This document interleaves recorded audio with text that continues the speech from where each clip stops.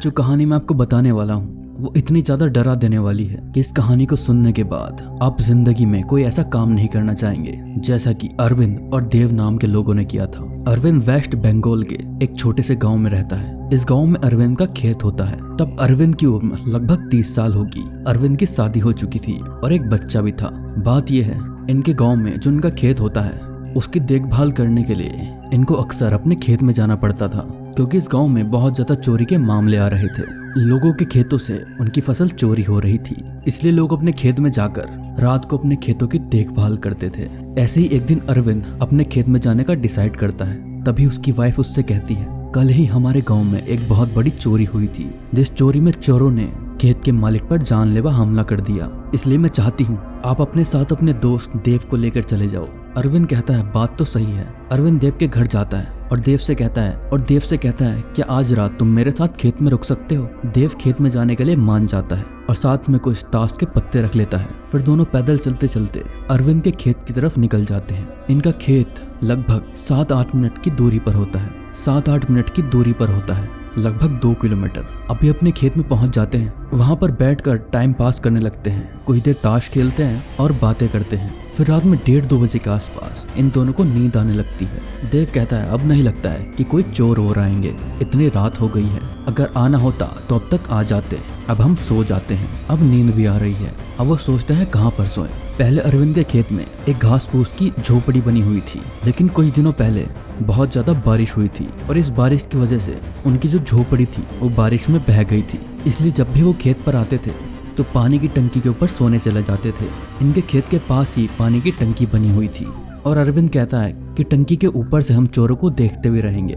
रात बहुत हो गई थी, इनको लगा कि अब कोई नहीं आएगा और ये टंकी पर जाकर सो जाते हैं। सोते सोते काफी टाइम बीत जाता है। अचानक से अरविंद को लगता है कि मैं पानी की टंकी में नहीं हूँ और मैं झूल रहा हूँ। ये देखकर वो घबरा गया। जैसे ही वो अपनी आंख खोलता है कि वो एक बड़े से पेड़ की टहनी पर झूल रहा है और कोई धीरे धीरे इस बेल को हिला रहा है और इस बेल में दोनों लटके हुए हैं और शायद कोई बहुत बड़ा है जो इनको खिलौने के जैसे हिला रहा है। ये देखने की कोशिश करते हैं कि हमको कौन हिला रहा है, तो वो देखते हैं वो बेल जिस पेड़ से जुड़ी हुई है उसी पेड़ की एक डाल पर एक बड़ी सी चुड़ैल बैठी हुई है। वो बहुत ही डरावनी दिख रही है। आसपास अंधेरा होता है, लेकिन वो चुड़ैल उस अंधेरे में चमक रही होती है, जो कि बहुत बड़ी दिख रही है और सिर्फ 3-4 उंगलियों की मदद से वो चुड़ैल उस बेल को हिला रही है। अरविंद घबरा कर बोलता है, कौन हो तुम? छोड़ दो मुझे जाने दो। मेरा दोस्त कहाँ है?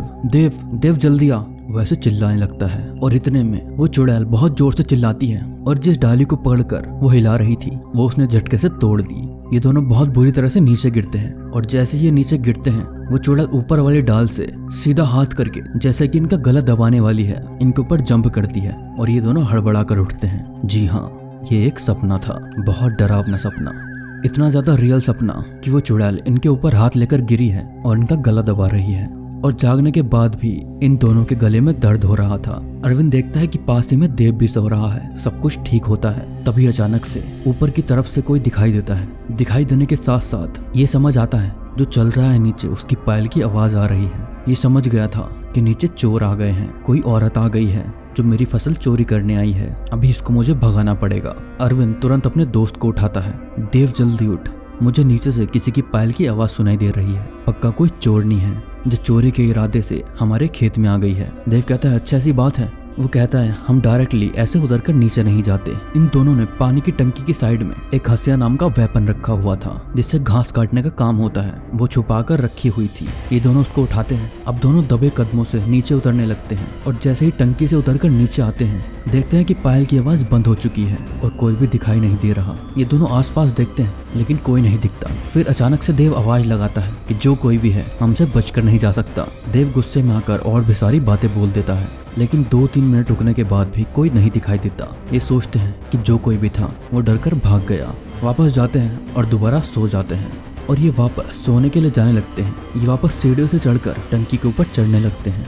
आगे अरविंद होता है और पीछे देव। जैसे ही अरविंद टंकी के ऊपर पहुंचता है तो देखता है जहाँ पर इन्होंने अपनी दरी और चटाई डाली हुई थी, जहाँ पर ये दोनों सो रहे थे, उसी चटाई में एक औरत सो रही है जो दिखने में बिल्कुल वैसी ही है जिसको अरविंद ने सपने में देखा था। ये देखकर अरविंद बहुत जोर से चिल्ला देता है। पीछे से देव दौड़ते दौड़ते आता है कि क्या हुआ अरविंद, और इतने में वो चुड़ैल भी एकदम से खड़े होकर इनके सामने आती है। ये अपने आप को बचाने के लिए जो इनके हाथ में वो वेपन होता है उस चुड़ैल के कंधे पर मार देते हैं और जैसे ही उसको वो कंधे में लगती है वो जो कोई भी थी वो ऊपर से नीचे जंप मार देती है और भागने लगती है। यहाँ पर अरविंद और देव दोनों घबरा गए थे क्योंकि इसका चेहरा इतना डरावना था कि कोई नहीं भी डरता होगा वो भी डर जाए। दोनों एक साथ नीचे उतरते हैं और भागने लगते हैं। अरविंद ने अपने वेपन से एक चुड़ैल के ऊपर वार कर दिया है। अगर वो दोबारा आ गई तो वो हमारा खेल खत्म कर देगी। इससे अच्छा हमको यहाँ से निकलना चाहिए। ये निकलकर भागने लगते हैं। इतने में देव अरविंद से कहता है, एक काम करते हैं, हम अपने घर की तरफ नहीं जाते, अपने बाजू वाले खेत की तरफ चलते हैं। वहाँ पर उसका मालिक होगा, वो थोड़ी सी तंत्र विद्या जानता है,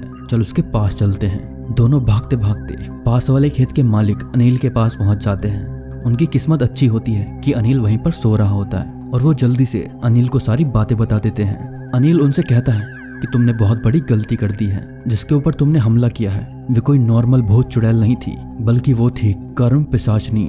हमने तो कर्ण पिशाचनी के बारे में सुना है, ये कर्म पिशाचनी कौन है?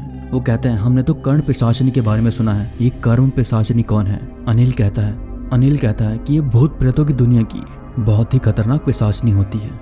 इसके साथ आप जैसा भी करते हो ये आपके साथ बिल्कुल वैसा ही करती है। तुमने एक खरोच मारी है अपनी हंसिया से उसके कंधे पर, लेकिन वो वापस आएगी और तुम्हारे दोनों कंधे उखाड़ कर तुम्हारे शरीर से अलग कर देगी और वो तुम्हारी जान ले लेगी। और ऐसा करने के लिए वो 15 दिन से ज्यादा का टाइम नहीं लगाएगी।